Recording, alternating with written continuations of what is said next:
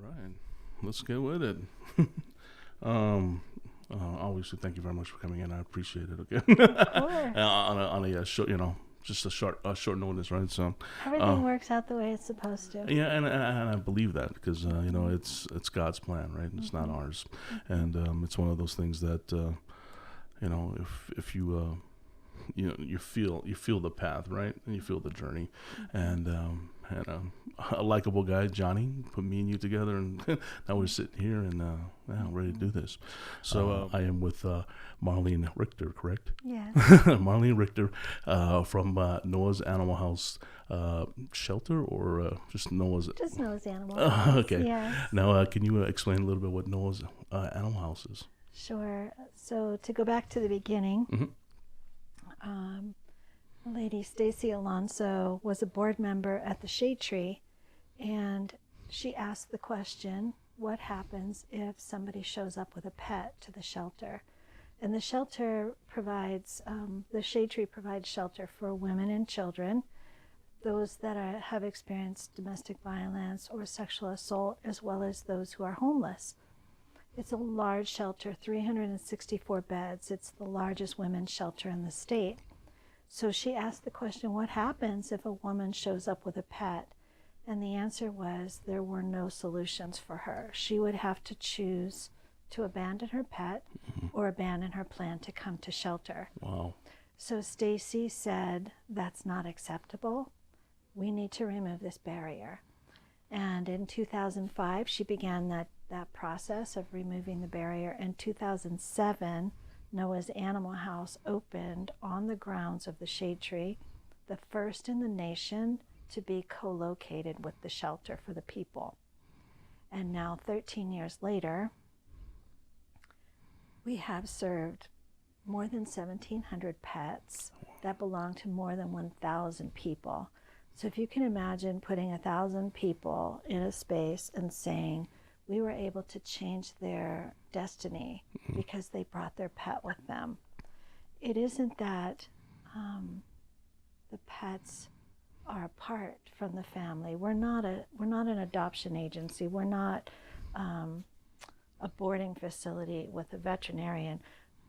We're there so that people can have that unconditional love and support and encouragement from their whole family that escaped together.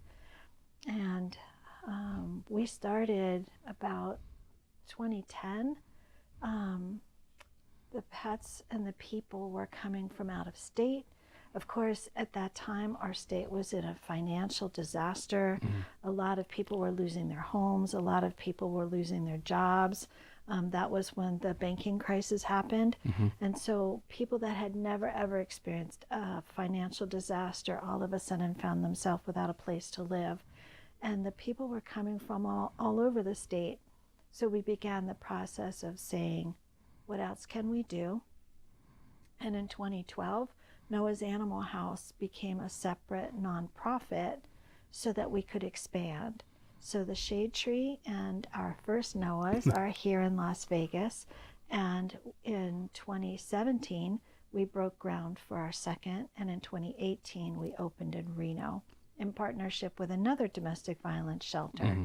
So we can serve now the whole state. The families don't have to drive 7 hours from Reno to have their pet with them. It it isn't just a solution though to have their pet with them. What we saw is that if you don't give access to the pet, the people will go back home to feed them, Oh to yeah. help them, to make sure they're safe. The other thing that we learned quickly was the pet's the target. The abuser will use leverage against the pet and send pictures or texts. Mm. If you don't come home, this is Right. what I'm going to do, or this is what I am doing. So the other service category, of course, for Noah's Animal House are the people experiencing homelessness. And you would think that homelessness wouldn't be as big a problem as it is here in our community, Right. but it's another category of the hidden voices. And the people that have a pet with them have very few solutions. So when we're able to bring the women and children that are homeless and their pet into the campus, we change everything for them by having their pet with them. The children are able to enroll in school, and the people are able to shower and eat and look for work, instead of trying to figure out, how do I look for work when I have this cat? Or where do I tie my dog up when I go into the grocery store to get water for myself and my children? We remove all of those issues by having the pet there with us. Anybody who's experienced that unconditional love from their pet knows exactly what that means. Abandoning them is not an option. It makes the shame and the guilt of the situation they're in even worse. So the solution is keep everybody together. Right. Our motto is better together. And we believe that the healing happens because we've removed that decision. They don't have to choose, is it my life or the life of the pet? It's both. Both are important, and both come in and both heal together, and then both move back out together into an apartment or a home, or reconnecting with family, or getting the services they needed and then moving forward. Sometimes that's an assisted living facility. Sometimes it's not the same path for everybody because everybody has different things going on. Right. But we create that safe space so that they can think about what their path looks like and put the things together to move forward. And we do all of that at no cost for them. That's so awesome. Now, with the Noah's Animal House, and how'd you get into this business? You told me that you're originally from. So I grew up in South Florida, went in the military. Air Force, correct? Air Force. Okay. And then I was on my way to I was a pre-med student, lived in another state. Our family got transferred here, and I said, okay, I'm finished starting over. I was already a paramedic, and I was already a first responder. I loved medicine. I just wanted to help people. I really didn't care what that path looked like. I just knew in my heart I wanted to be a helper. So when we moved here, I transferred all of my credits to UNLV, right. And in about a year and a half finished my social work degree. And I wanted to be a medical social worker. I knew in my head, I want to help people. I'll help them that way with this background in medicine that I had. But that is not the way the path turned out. When I was doing my internship with Catholic Charities, one of the programs that Catholic Charities had were 2 senior housing projects. And the people that would do the intakes to bring the seniors in asked me to go to meet with somebody who was out in the community. So out in the community, to you, to me, to anybody else means, oh, okay, so you're going to go to this office and you're going to meet this person. That's not what happened. I went to the place where I was with the address, and there was a senior man sitting on the sidewalk, and he was a World War II veteran. And I looked at him and I said, that's not right. There's no part of this that's right. And I was finished then working in medicine. Wow. And I said, whatever we need to do to change this, I'm all in. And I've been all in ever since. First working with seniors and senior housing and the food bank, and then social services at large. Through that process, began working with homeless families. And at that time, there were very few resources that kept an entire family together. And the few programs there were, I was working with them. Family Promise was one of them, and is still around today. And then through that process, kids started coming in. It must be so hard to just. You put your heart on your sleeve. I put my heart on my sleeve, but the other thing is, I didn't know a World War II veteran was going to be homeless on the sidewalk. My brain said, we have the VA, we have Social Security, right. we have low income housing. My brain went, we have this and this and this, like a menu. but I didn't realize that there was a disconnect from the person who needed to what we had, and that it really matters to make those connections. And so with the homeless kids, it was the same thing. I had one parent on the phone in one place, another parent on a phone from another place, and both of those parents saying, I don't want him.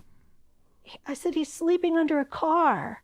This teenage boy is sleeping under a car.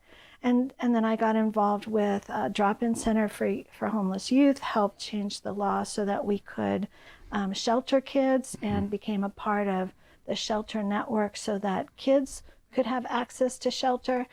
I honestly believe if you say yes, the way will be made. Just like with what you're doing. If you say yes, what needs to happen appears in front of us if we have the eyes to see. Right. And so the pet part was just another barrier, whether it's your age or your veteran status or your immigration status or your shame over whatever happened in your past that might have created the situation you're in now. If you're homeless, if you're addicted, if you're mentally ill, or all of those things together, it's incumbent on us who have any resources to share with those who are in those situations. I mean, like the story of the veterans, because you wouldn't think, and I kind of just going back, because you know, they've given their life for this country, and to me, I thought the same same way of okay. My father, he's retired military.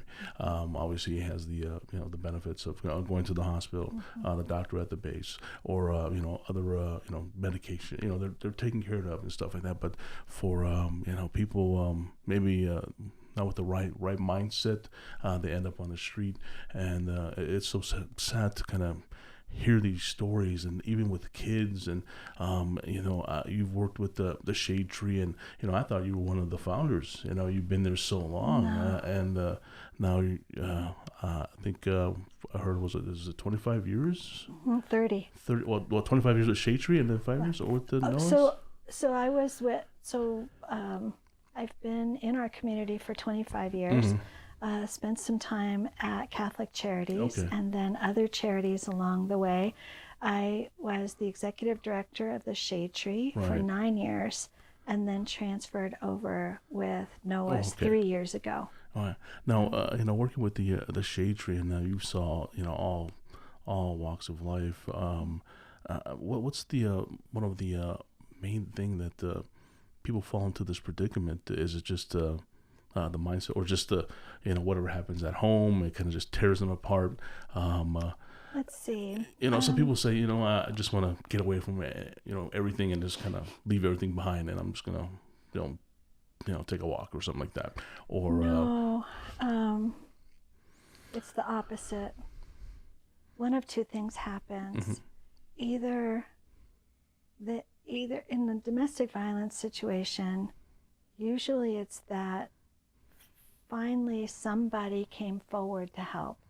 Police officer, social worker, nurse at a hospital, friend realized, boss said, okay, this is now a repeat. Your story is repeating, and it's not really connecting with what I feel might be happening in your home.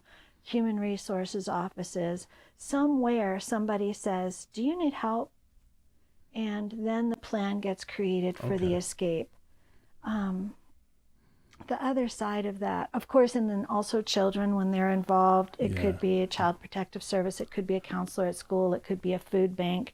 And so all of those outside eyes looking in might be the ones to say, do you need help? Yes. And to help open the door for them to get out. And the getting out for domestic violence, that's the most volatile time. That's the biggest risk to their life. And it really takes the professionals to do that. So having the open door to say, come into the Shade Tree, bring your pet to Noah's, having that open door means it's life-saving, because they don't have to make an appointment. They can just arrive. The other thing that happens is enough is enough is enough. I don't want to take this anymore. Right. I'm willing to risk because I can't take this anymore. And that's when they run. So those are the two avenues. Either enough is enough and I've had it, or somebody realizes what's happening and intervenes and says, do you need help? For the homeless, the most devastating spiral happens. First, they might lose their job or miss a payment on their rent or get an incredibly large utility bill. And so you start moving this money over here and this money over here, or you use your credit card, or you get a payday loan, or some other activity happens and you still can't catch up. And pretty soon that can't catch up means you don't have food or you don't have any utilities on. The landlord finds out you don't have any utilities on and says you can't keep the place like this. Or you move in with somebody because you don't have enough to keep your own, but they didn't have permission to move a second family in. And then you can only stay for 2 weeks before the landlord says you can't stay here either. And then you move into your car. But then your car gets noticed as not being moving or not being licensed or flat tire. Those things can happen in that order, or those things can happen all within a week, and pretty soon they find themselves without any resources left and way too ashamed to tell family that this happened to them. I think I think I explained to you that I had an aunt, I think a little mentally challenged, and kind of fell in that slump, and literally living off the streets right here in downtown Las Vegas. We tried to help her by kind of taking her in, washing her, but she would not. How you say? Maybe she thought she was how you say, like a waste, a big, bear of bad news to our family or whatever. So she wanted to kind of step away, and then we fed her, we clothed her, washed her, got herself together, got something to eat, and we told her just stay within the home, and she ended up just walking out that night and just ending up right back on that corner, literally right here in Washington and Maine, and literally probably a couple months afterward, passed away. We've been out there to kind of finding out this and going out there to bring water, or for me getting off of work late in the morning, taking food to her and stuff like that. But you never know what happens after you leave, because when they've and I think I got it when I take I used to take food to my aunt in the morning, and then people will like, oh yeah, and then they'll literally beat her up because she have bruises all over her face, and it's just it takes a lot out of certain, especially you have somebody related to you, and I didn't want to get out of that kind of a trouble, I guess you'd say. But we were there and trying, but it was just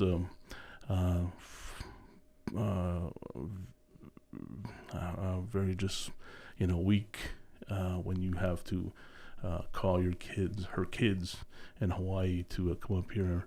Your mother had passed away, so they came up here and picked her up and then took her back to Hawaii, and now it just sits really wrong with me.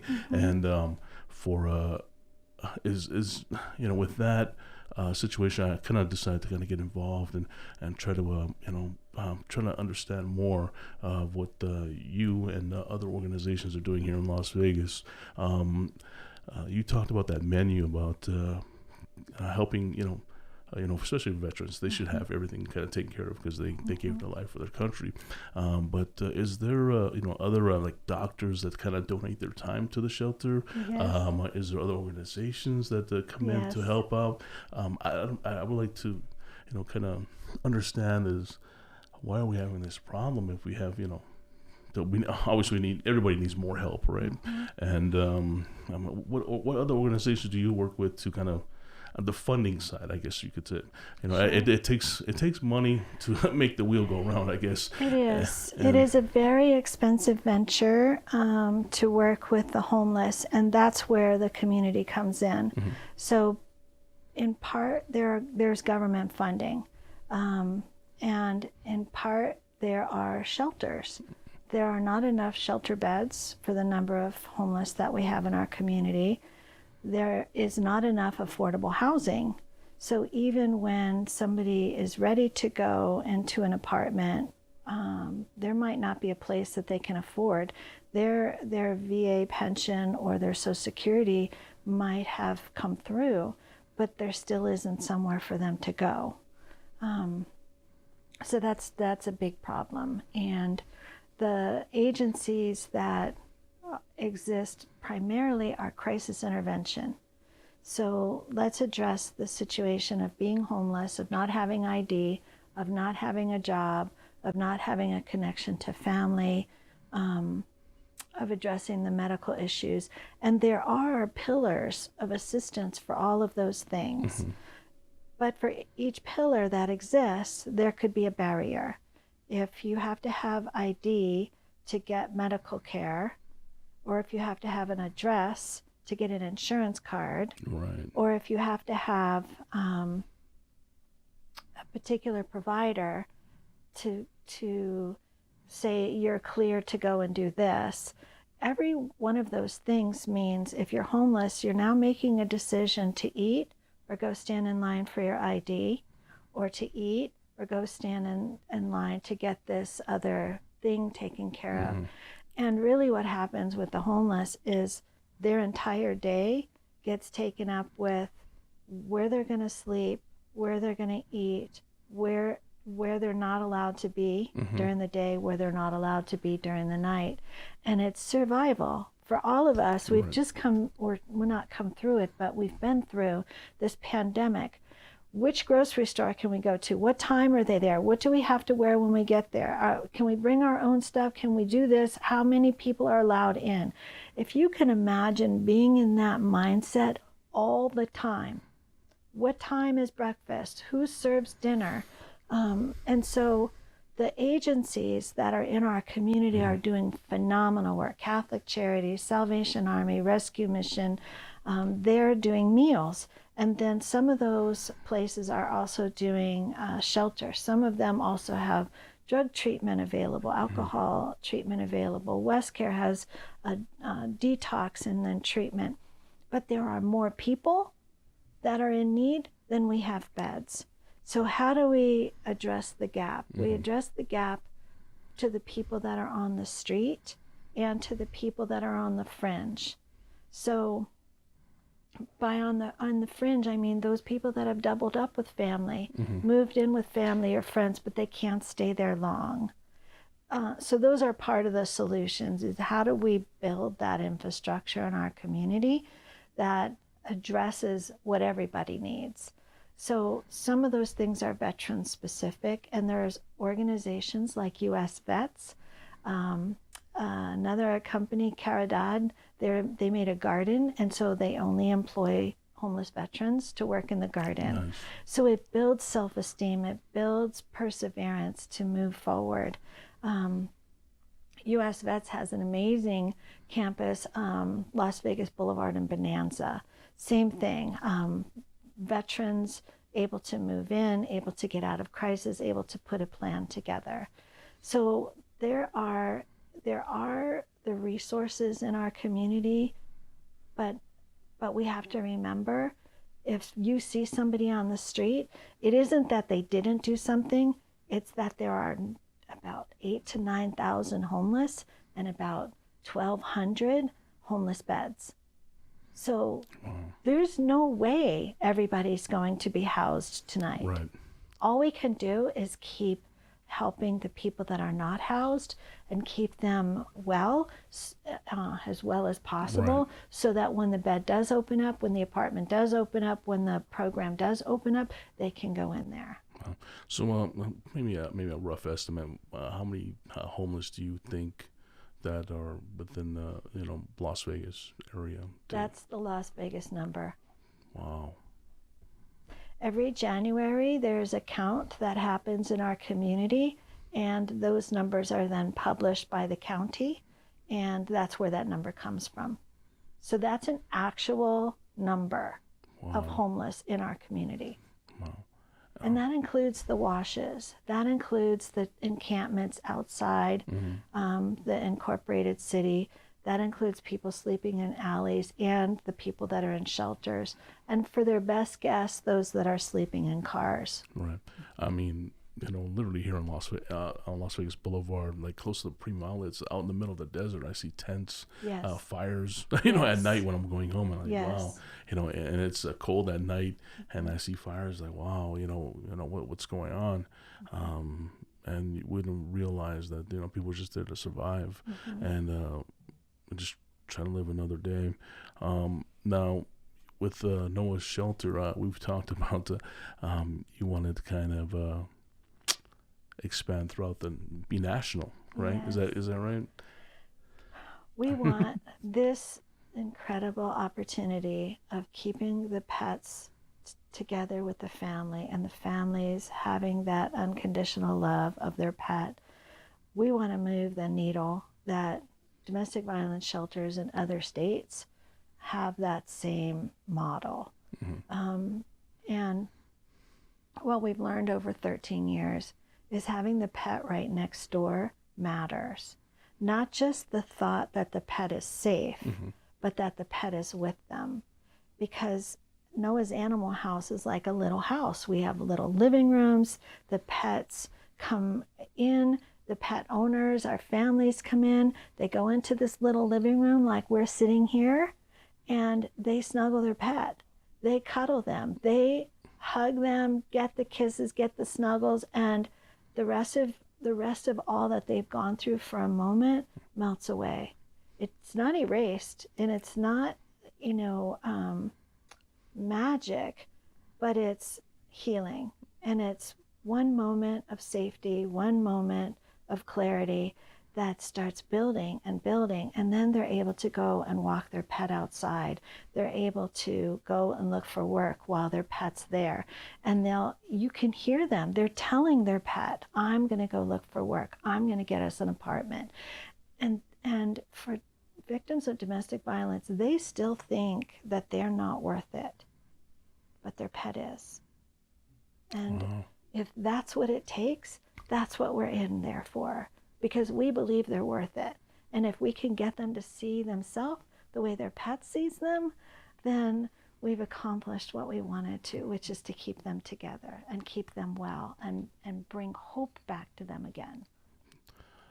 You would think, living here in Las Vegas, that, the city's built on, well, they say losers, but the city has money.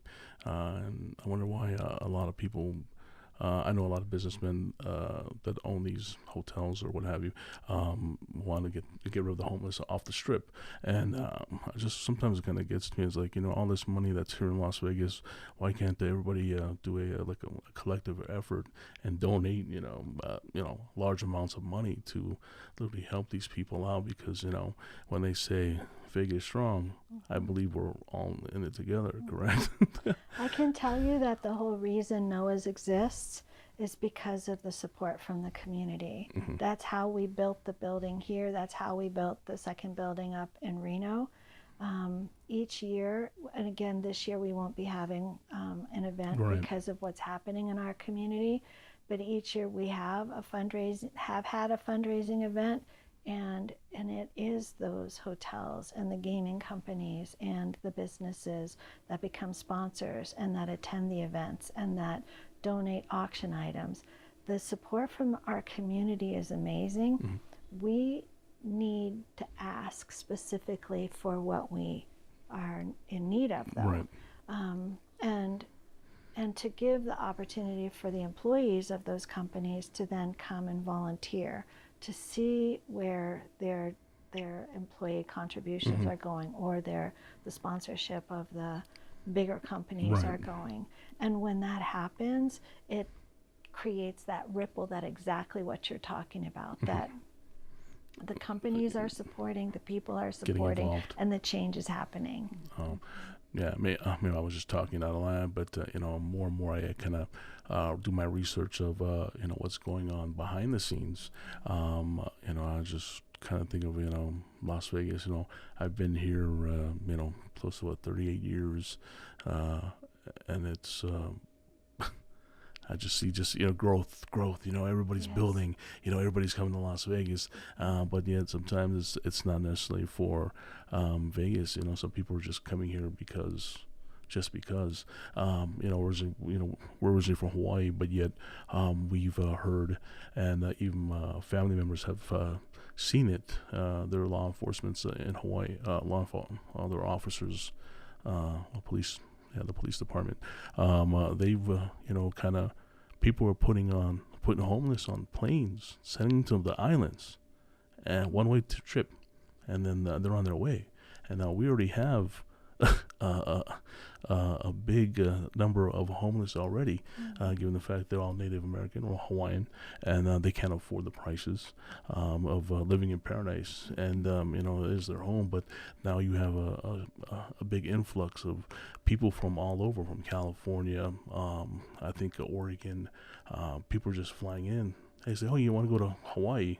We'll pay for your ticket." Put them on a plane, and then when they get there, especially during this pandemic, is that they need an address. Oh. They need an address, a physical address of where you're going to stay, and they can't provide that. They said, "Oh, they just should put us on a plane." And I don't think it's rumors or anything, because I'm getting it from a strong source, and literally they're being arrested in Hawaii and putting back on the plane and sending them back from where they came from, because obviously with the pandemic, we don't know where you came from, and we're a small island. We don't get affected because one person can lead to 1,000 sick or what have you. So that's what they were fighting. But every day I heard the same story, and it's not just during this pandemic. It's even before. People were taking into the the jungles or in Hawaii and kind of living off the land. But as a Native American or Hawaiian, our thing is the land. It is very sacred to us. And now you have all this homeless moving in and just destroying the land. You know what I mean? And obviously they have to survive, and yet seeing our people living on the beaches and in poverty, and all these condominiums, and Hawaii still building, and yet it's so hard to kind of comprehend that it's everywhere. Now, when you talk about a national effort to have Noah's Animal House, as well as just to understand that we need more help, more people to put their heart on their sleeves and be that warrior on the front line and help. And more talking to you and understanding, it's like I believe that I'm not even doing enough to help out.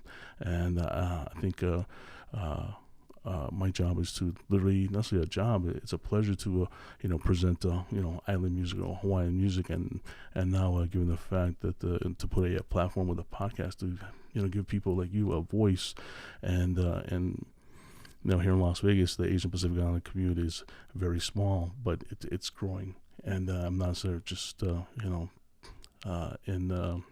blue collar workers, but maybe even the homeless, because people, there's no there's no color to homeless, right? That's absolutely right. That's absolutely right. And there are people that have come here from the islands and had a job offer, or were in a relationship that didn't work out, or Right. came here with the military and then maybe separated from the person that was active duty, or all sorts of different scenarios happen. And I've encountered many people from the islands. When you said there were not a lot of people from the islands here, I thought, well, it feels like there are. It feels like a big impact. Yeah. It really does. So Maybe just a small, perhaps, small. I mean, they said, perhaps. in the Asians mainly, Asian Pacific Islanders, Hawaiians probably make up. I think they said 25,000 people here in Las Vegas. That's Polynesians, and yeah, and everything else. I'm not saying everything else, but Filipinos is the biggest growth of being 300,000 people, Filipinos here in Las Vegas. So I'm still working on those numbers, and hopefully I can work with some of these organizations to kind of gain traction on this. I don't know how to explain it. It's just trying to create lives or rehabilitating lives, and I think we all have a job to do that. You know what I mean? And I'm at a loss for words now because of just kind of having all these things that come to mind of what you discussed, and I don't know what we can do. I mean, so 2 calls to action that I would say. First, any support that could come to Noah's Animal House, we would be so grateful. Right. We stand with the people and help with the journey forward, not just the day that the crisis happened, but the journey forward. And so you can find Noah's Animal House on our Facebook page, on our website, noahsanimalhouse.org, Twitter, Instagram. If you're so inclined, you could create a fundraising campaign on Facebook for in memory of a pet that's passed, or in memory of a pet, or in honor of a pet that has stood with you during this pandemic, in honor of a victim that got out, or in memory of a victim that we've lost. Any of those things can happen in the name of Noah's on our Facebook page. Right. The second thing is, whatever businesses might be listening, there might be an opportunity to employ someone who's homeless. Just understanding now that we've had this conversation, ID might not be as easy to walk in the door with, but if you'll help them, they might be able to get their ID, and then within the time that you're preparing for their employment, for them to be completely document ready on the first day that they could be paid. Also understanding that maybe they won't have work clothes, and maybe the team that they're joining could help arrange that, or particular work shoes that have to exist, or if a background check is necessary, to pay for the background check and let them pay you back. There are ways to remove barriers to people that are in crisis. We have to, for a minute, switch places with them. Right. For just a minute. Now, I'm not saying that that the people don't have to do the work. They do. Yes. We can't do that for them, because their own dignity is at stake. They need to work their way too. But if we realize what's in the way, and we find a way to bring that to the forefront and address that in a conversation where they don't have to ask, it removes those challenges. And employment really is the key for many people. Now, mental health services are another key, transportation is another key, and affordable housing are keys. Those are big conversations. Yes. But for the people that you might see on the street that are ready to go to work, that would address the needs of thousands of people that are homeless right now, and on the street. And things could be better for them, different for them in the near future, because of a business standing up for that. Now, we've talked about the organizations. Do you have like celebrities that get involved? Because celebrities are they really are taken with their pets. Yes. I was just wondering, just seeing these big celebrities with all these small little dogs and pets. Do you have any people that get involved?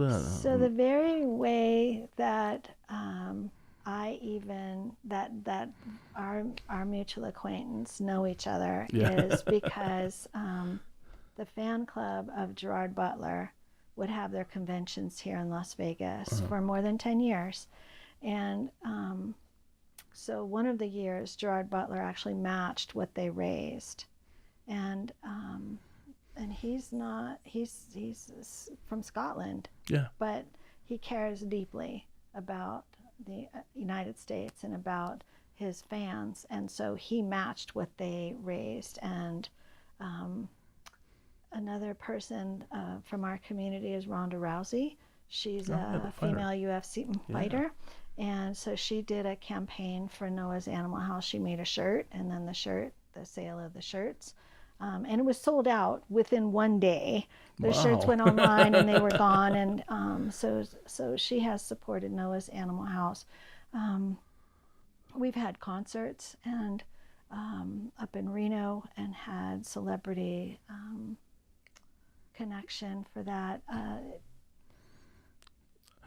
We're not very old, so that's a part of that. Only 13 years, but it feels so great that the only Gerard Butler, a Hollywood star, and like you said, he's not even from this country, and getting involved. And I believe that we do have some networking that we can do to even help out. I just see now. I see so much clearer of what we need to do, and I think we can just do that off camera. But no, I'd like to thank you very much for your time, for coming in and kind of just expressing what Noah's Animal House is, and but just the homeless, the issues, and people listening to this podcast and even watching the video will get out of this, and hopefully they can get off their butt and literally get in there and help the fight. So you have a website that they can go to? We do, www.noahsanimalhouse.org. Oh man, no, thank you very much, Marlene, for coming in and just sharing your life with us. I'm sure we'll be working together soon enough. I look forward to it. Yes. Thank you for telling the story, because the way that you tell the story is the way that you'll reach people that didn't know we exist, that didn't know they could get out with their pet, or the person that knows a friend that won't leave their pet behind. Now they know. And that's the motto, right? That's the motto, right? Yes. Nobody gets left behind. Yep. No pet gets left behind. Thank you very much, Marlene. I appreciate you. Thank you.